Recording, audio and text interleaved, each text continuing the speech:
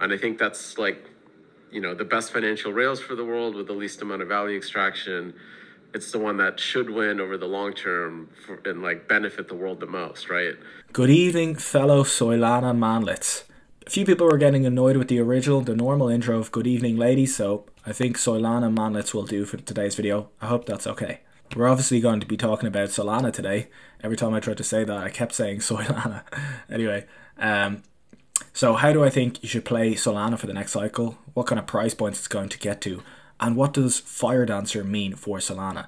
This is the huge Solana 2.0 update, which is coming very soon. And yeah, it's a big deal. So if you've been watching my videos for a while, you've probably seen that I've been hammering the table on Solana for months on end. I've just been buying it relentlessly. And in today's video, I kind of want to delve into more of the technical aspects of Solana, so you have a deeper understanding of how Solana works and why it's so much faster and so much cheaper than other layer 1 blockchains. I think that's very important. Like this, like every cycle or every once in a while, like people who really make like the best investors of all time, it's just a few trades in their life that really set them up in the future. And this is my big trade of this cycle, is really going like balls deep in Solana, like going not all in, but like putting all my spare capital into Solana for this cycle. Like I'm still hodling my Bitcoin and Ethereum, but any new money that is coming in, the majority of it is going into Solana. So in order for you to kind of have that conviction, you want to delve as deep as possible as you can into whatever you're investing in. Previously, one of my biggest conviction bets were Bitcoin, Ethereum, as well as Tesla. And I just spent hours and hours researching that company as well as Bitcoin and Ethereum. And I was able to make those high conviction bets. But yeah, in today's video, I'm just trying to increase your knowledge and understanding of how the Solana blockchain works. So potentially you could come to the same realizations that I have about Solana. So if you've been hanging out in the trenches on crypto Twitter, you're starting to see the first inklings of meme coin season taking off again. And yeah, so a few meme coins have been popping off, the likes of Joe, SPX 6900, and other few funny ones. And I shared a few of these in my friend tech chat. If you're interested in getting involved in meme coins, I'm sharing all the moves I'm making in that chat. Welcome to the S&P 6900. An advanced blockchain cryptography token with limitless possibilities and scientific utilization. Imagine the power of the whole entire stock market put inside little tiny crypto coins. With the help of the greatest minds in mathematics and research, this power is now on Ethereum blockchain science technologies for the first time in the history of finance. 欢迎来到标普6900，具有无限可能性的先进区块链加密代币。想象一下，股票市场的力量蕴藏在小小的加密货币中。欢迎。My point being is that, yeah, this is all very well and good, meme coins taking off again in the bear market when there's only about maybe 10, 20, 50,000 people left in the crypto space on chain. So gas prices are like between $10 to $20. Okay, fine, that's a bit expensive, but it's manageable. But when retail comes back in 1 or 2 years, do you really think they're going to be spending $10, let alone $50 to $100 when gas prices really spike in the next bull cycle? Yeah, maybe Ethereum's gas will be a bit more optimized in the next cycle, but yeah, just from Ethereum's design, there's always going to be gas spikes with Ethereum, especially on the main chain. I do still think some shitcoining will be going on Ethereum main chain. However, it's pretty obvious that some of it is going to have to move elsewhere to a cheaper chain. And the last cycle, that cheaper chain was the Binance chain. In this cycle, I believe it's Solana. So meme coins and shitcoins haven't really popped off on Solana yet. There's been a few kind of breakouts, but I think in the next cycle, there will be a lot more shitcoinery going on Solana. The next thing I wanted to say about Solana before we get into the Firedancer and Solana 2.0, one of the biggest upgrades, or the biggest upgrade for Solana ever probably. What is the play for Solana? What is the play for the next cycle? Well, let's reevaluate what was the play in the last cycle. The best play in the last cycle was buying Ethereum during the bear market when it was between like $100 to $500, anywhere in that price range. Let's say on average $300. That 10x to, let's say, $3,000. Then you took that Ethereum at $3,000 and you bought shitcoins or you bought NFTs. And NFTs and shitcoins, especially NFTs, went on and did another 10x at least. Like plenty of NFTs did way better than that. but let's say on average, like, you could have easily 10x'd your Ethereum if you bought like 100 NFTs and 10 of them were good ones. You would have like 10x'd your portfolio probably.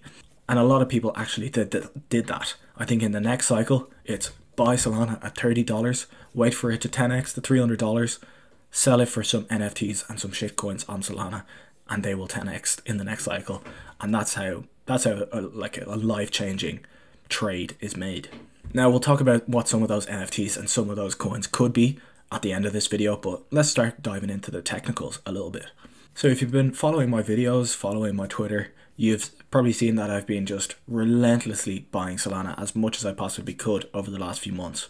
And I just want to summarize those reasons. And if you want to dive further into those reasons, you can see my previous videos. But first of all, Solana has a cult-like community. It got all the way to $250 and crashed to $8, and the community was still as strong as ever, not leaving. The builders never left. The developers kept building on Solana.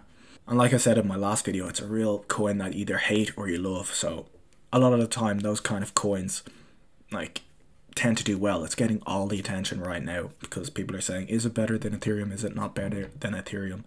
Whereas no one is arguing about other layer 1s or even layer 2s whatsoever. And if you notice, the price of Solana before the whole FTX blow up was about $30. So let's say if the whole FTX fiasco didn't happen, Solana wouldn't have got to $8, obviously. Maybe it would have got to $20 in the low. So now it's just a little bit off from where its actual low would have been had the whole FTX saga not happened. So essentially how Ethereum works, the more people that want to use the chain at a particular time, the higher the gas fees become, as whoever's the highest bidder gets to put their transaction through. This is because there's only a limited number of block space or throughput on Ethereum. So there's only what, 15 transactions that can go through per second. Whereas with Solana, there's so much block space. So people are like, oh, we don't need all this block space. Yeah, right now we don't need all this block space. But if you're betting on Solana, you're kind of betting that, okay, people are actually going to need block space in the future. People are actually going to use cryptocurrency networks in the future. A lot more people are going to use cryptocurrency networks in the future. And if you think that, which if you're here in the bear market, you probably do think that, then Solana has that availability. It has that block space available. This essentially means Solana will always have really fast transactions and really cheap transactions. How does it do this? It uses a proof of stake model, but also added on top of that is a proof of history model, whereas Ethereum is just a standard proof of stake model. So what the hell does all of this mean? Let me try and explain it in as simple terms as I can. So Solana is an example of a monolithic or integrated chain, meaning that the data availability, the consensus, and the settlement all are done on the layer 1, all done on the Solana blockchain. Whereas with Ethereum, it might divide up some of those tasks to the layer 2s, for example. And if you've heard of the Byzantine generals problem, essentially what they're trying to solve for is that there's all these independent nodes, or all these independent people trying to verify the state of the blockchain. And the state of the blockchain essentially means like who has how much Solana, or who has this Ethereum. Essentially what has happened on the blockchain up to the very most recent point.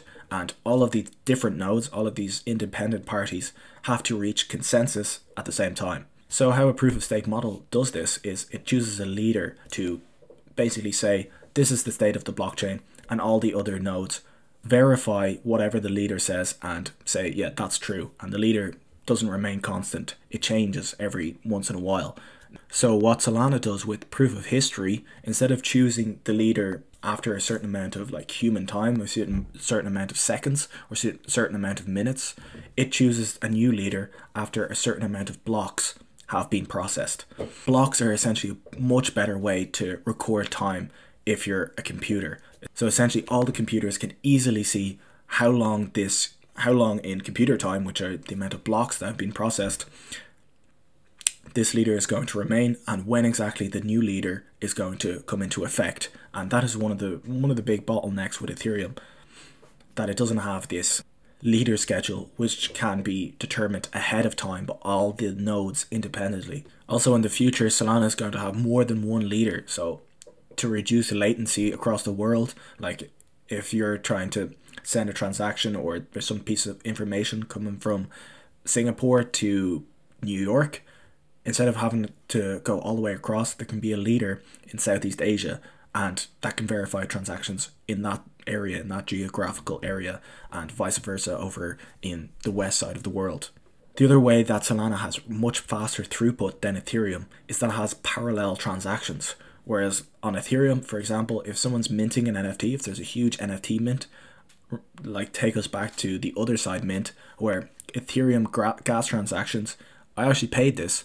I paid 1.4 Ethereum in transaction fees to get my transaction to go through so I could mint other deeds, which is just absolutely absurd. I paid like a few $1,000 to get my transaction through. And that's just Ethereum gone, and I got my other deeds in the end. But yeah, just crazy times.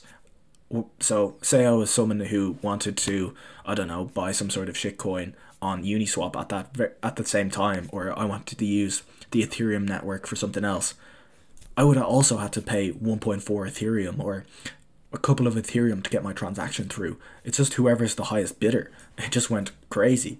Whereas with Solana, only the people who are trying to mint that NFT, for example, in this scenario, would have to pay those high gas costs. All the rest of the network wouldn't. This is called parallel transactions rather than like a single throughput of transactions.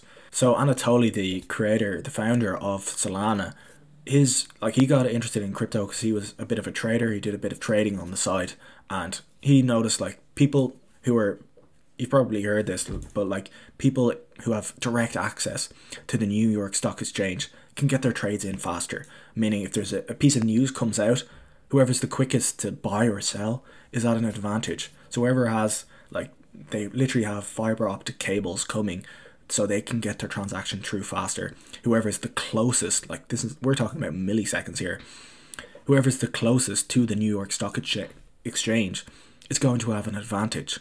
So you basically need a lot of money to have these advantages when trading, which Anatoly thought was unfair. People who don't have these setups are at a major disadvantage if they're trying to do like high frequency trading. So his grand vision is that the New York Stock Exchange, so Anatoly's grand vision is eventually that the New York Stock Exchange, the Nasdaq, they all settle on Solana, and that's actually the fairest way. It'd be more fair, more fast, more cheap. 100 milliseconds or 150 milliseconds, that's the slice of the block, and within that block you may have to have some periodization and bid for it, but you're going to approach really, really closely to like the time value economically of that prioritizing within that block for the world. And I don't think you can get like cheaper than that. Yeah. And this is like, I think the really cool thing is that like the cost, I think of finance as like a regressive tax. It doesn't itself create any value, right? Like every time you pay, like do a transfer and there's a few bips here, a few bips there, it's like people charging to move numbers around a computer. And like, there's gotta be some minimum price to it. And like, I think the fastest synchronized global state machine that like lets you synchronize as much state as possible with the lowest latency, it's gonna have the lowest amount of tax on the world. So this is kind of like what we want to get to, that like smallest time slice that we can have around the world for everyone to send their data to and have the minimum amount of priority that they're paying over time. Yep. And like have that stuff resolved. And I think that's like, the best financial rails for the world with the least amount of value extraction. It's the one that should win over the long term and like benefit the world the most, right? Like within 100 years, you imagine like, what does finance looks like? It has to run on something like this. Like it has to run on the cheapest, fastest rails possible. Otherwise, we're like kind of wasting, GDP growth. We're like wasting human resources. Now let's talk about Firedancer. What does this upgrade mean for Solana? This is actually a huge upgrade. Like we saw how much like the hype was about Ethereum 2.0. Everyone was talking about the merge. Everyone was talking about ETH 2.0. Such a big deal, such a big thing. I think a similar thing is happening with Solana, and there's going to be even more like hype about Solana. There's going to be even more talk about Solana when Solana 2.0 actually comes out. So what is Firedancer? Essentially, Firedancer wants to scale Solana up to 1 million transactions per second, which is just absurdly fast. But yeah, let's compare it to some other blockchains. So as you can see, Ethereum at the moment, 24 transactions per second, pretty slow. Ethereum plus optimistic rollup, so this is the likes of Arbitrum and Optimism, 5.2 transactions per second. And yeah, that's still like 500 times slower than what Firedancer's max theoretical limit will be. Solana's current is coming in at about 300 to 500 transactions per second. So if you've used Solana before, you'll see how fast transactions go through. But Firedancer isn't just increasing the transactions per second. It's also improving the decentralization, improving the scalability and the performance of Solana. One of the ways it does this, it's introducing a new Solana client. So right now there's Solana Labs and there will be Firedancer. There will be 2 different clients, meaning two different code bases that a node can use. So essentially if one client goes down, what used to happen is the whole Solana network would go down. I'm sure you remember that. You probably might remember that Solana actually goes down from time to time. It hasn't gone down in months, but with this new extra client, it means everyone can just move to the new client, so the Solana blockchain can keep running. So not only does it decentralize the Solana blockchain by adding a new client, it also means that it kind of has a backup now. If something goes wrong on one client, we have another client that will keep the Solana network running. So it'd be much less likely that both go down at the same time because they're both different. So after Firedancer is implemented and Solana is kind of getting to the later stages of its development, we're kind of reaching the upper ends of what humans will actually need in terms of bandwidth for transactions. Like right now, the bandwidth for like video and people sending messages across the earth is like very, very high, but it's getting like the demand for bandwidth is always increasing because people want to send more video across the world with a 4K, 8K, 12K, higher definition. More messages are going all the time. Whereas with transactions, it's not a huge amount of gigabits, it's not a huge amount of megabits. The data in a transaction is much lower than a video, for example. So once Firedancer has been implemented, like we're not going to need to be sending 1 billion transactions per second. It's just not needed. So Solana is optimizing for what the upper limit of what humans will actually need, rather than trying to go even further than that, like to an infinitely scalable blockchain. They're optimizing everything in Solana for this upper limit of what humans will actually need in terms of transactions. Alright, so that's kind of a simplified version of how the Solana blockchain works and what Firedancer is going to enable. And yeah, I'm sure like a really technical person would tear me to pieces. Like maybe I made a few mistakes, but I think that's kind of 90% of what you might want to know if you're investing in Solana. Now, as I said, I'm really investing heavily into Solana. What I'm going to be doing is rotating my Solana. Once Solana starts running, eventually it's going to reach like its all-time high, I think, potentially go a little bit further than that, potentially even a lot further than that, but that's unlikely. But once it starts reaching towards its all-time highs, and going beyond that, that's when I'm going to be looking to either sell some into US dollars or sell some into Solana NFTs and Solana shitcoins, like some popular Solana NFTs, which I think will do well. Mad Lads, the people who created Mad Lads also created NFT Backpack, which is a wallet, a really cool wallet. So yeah, they have some experience as devs in the Solana ecosystem, so a solid team there. And there's a lot of like top Solana guys rocking these Mad Lads NFTs, so I think Mad Lads could do well in the next cycle, but I'm going to wait to buy one until the next cycle kind of starts really kicking off for Solana, because at the moment I'm getting those sweet staking rewards for staking my Solana. If you want to stake your Solana, I don't recommend putting all your stake in the one place. Maybe the only place you could really do that safely is Coinbase or on your own ledger. You can stake it directly on Phantom. But I'm using liquid staking protocols such as Jito. I'll leave a description in that because there's going to be an airdrop for that. So I do have some Solana being staked on Jito, as well as spread out among a number of different stakers. Nevertheless, that's kind of why I'm not deploying my spare Solana into NFTs at the moment, because I'm going to wait until NFTs on Solana start taking off before I give up my staking rights by investing into NFT projects on Solana. A few other, like another Solana shitcoin that A Solana shitcoin that I like is Bonk. It's actually starting to come back. Bonk is just a meme coin. I think it's kind of got a funny name. I saw another one called It's Only Possible on Solana. It did very well and it's kind of sizzled out. Maybe it'll come back.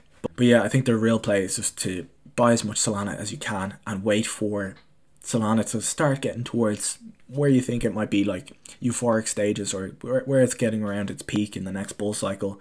And then you can trade into some NFTs that are newer NFTs and new shitcoins. I think that's really the play for the next cycle. All right. Thank you so much for watching. Really hope you enjoyed it, and I can't wait to see you in the next one. Cheers.